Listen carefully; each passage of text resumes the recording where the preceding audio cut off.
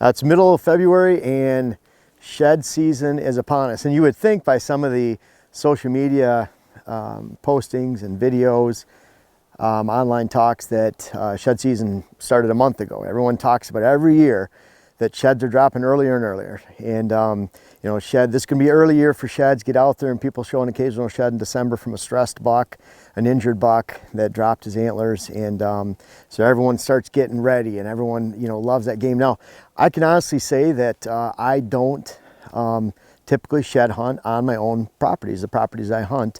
And there's a big reason for that, and I will talk about that at the end, and that relates to what we're doing in the top locations, the top 5 locations that I think you can find sheds in every year, and it really relates to that last location and that last point.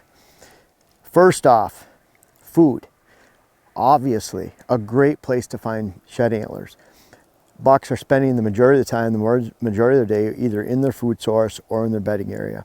And so food to me, when I'm scouting client properties, and that's when I actually find sheds, that's when I shed hunt, is on my client properties.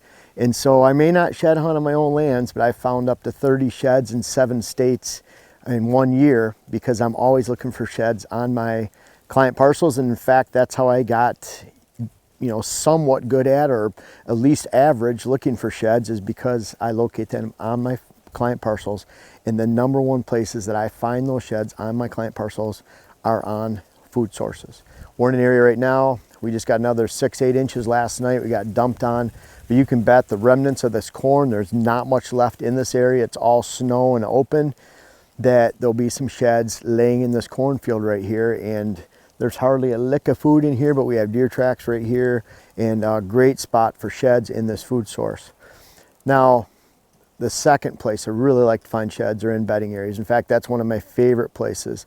I was on a property just this past week in Michigan on a client property, found a pretty decent shed. It was a 2-year-old shed, so it was a greenie, had the moss on it, it was underwater, but it was sticking out from 30 yards away, you could see it. But that was back in the most remote location on that property. It was 150 acres and was all the way back in the corner. So really far location. It was the spot that was the most remote. It was the least hunter pressured. It was next to some ditches and rivers and the intersection of those waterways. And it was a great place to find a shed. And we even talked about finding a shed in that location about 5 minutes before we found a shed. And sure enough, I was able to see that, pick it out of the water. It's always cool to find one of those on client property, and found 3 sheds so far this season out of a few client properties, and have more to go. Now, the third place that you often find sheds is that brushy travel corridor, brush area, hardwood regeneration, low bush, autumn olive thickets, honeysuckle thickets, whatever it might be, between bedding and food. And so a lot of times those locations can be full of sheds because the deer, bucks are walking through and knocking their antlers off. You know, I know a lot of this stuff is fairly basic for you, but there are a lot of people that are just getting into shed hunting and looking and really trying to find sheds, food sources, bedding areas, travel corridors. And one of my favorites is our crossings, whether ditch crossings, river crossings, fence crossings. Great place for when that buck jumps, makes a major movement, for a shed to be laying right there. I found a lot of sheds in the bottom of the ditch system in a hollow, and it's an obvious deer crossing, and they're just laying right there as they're getting knocked off from the hard jolt from them going down and back up again. So that's a really good spot to look. A lot of times people are really looking in the wrong locations or spending a lot of times in the woods. It's not to say that sheds can't fall anywhere, but when you do finally decide, you know, this is the time to go shed hunt, we'll talk about that timing in another video, but I like to actually, if you think the peak in your area is February 15th, I start looking in the last half of February, because I want to make sure that the majority of the deer have actually dropped before I go in and spook the deer off to someone else's land. If you're hunting in small parcels, it's a good strategy. So you want to hunt the backside of the peak of shed timing.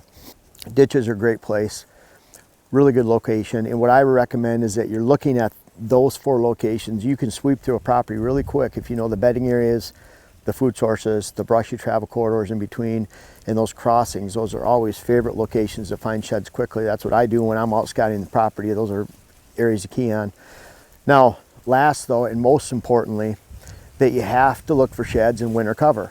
And that seems obvious, but a lot of folks are looking for sheds and dropped antlers in locations where deer are at in the fall, but they're not necessarily at during the winter time. It can be a big source of discouragement. I talked about that in another shed video, but winter cover is so critical, and it seems obvious, but there's a couple things from that.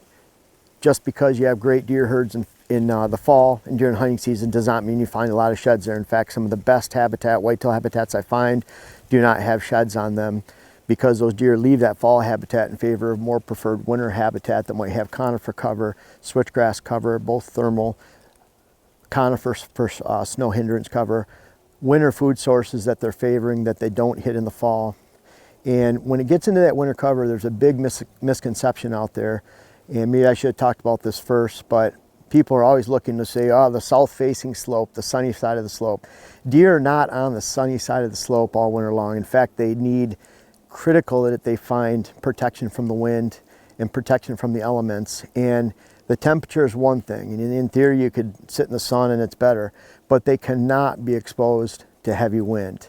I was in Lower Michigan travel for clients, bad weather the entire time this first part of February here in 2019. And it was interesting going on the highway, and on the west side there's big thickets, low brush cover, and there are deer standing back there feeding right by the highway.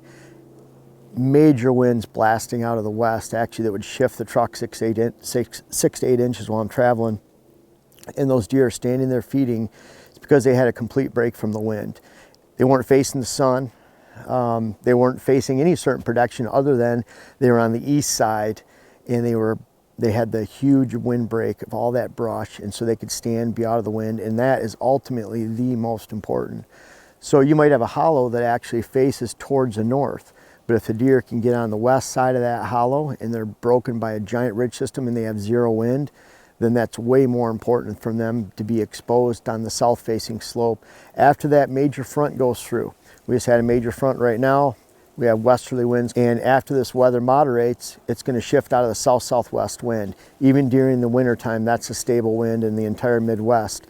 And so after this major front comes through, imagine those deer, if we had 25 mile an hour south winds and it's a high of 25 or 19, whatever it might be, then those deer that are facing those high winds and having that high wind in their face are completely exposed. They get frost tips on the ears, and they won't necessarily be facing south. So just because it's south facing does not mean that there's going to be more sheds or less sheds. Think about where deer can seek shelter, where they actually have true winter cover, where it's adjacent to winter food sources, and then you can put the whole puzzle together, because then you have not only food sources, but bedding areas, travel corridors. I'm sure there's some crossings in there of some kind. They even have ditches and flatlands, so there's places where they're going across fences, ditches, and knocking those antlers off.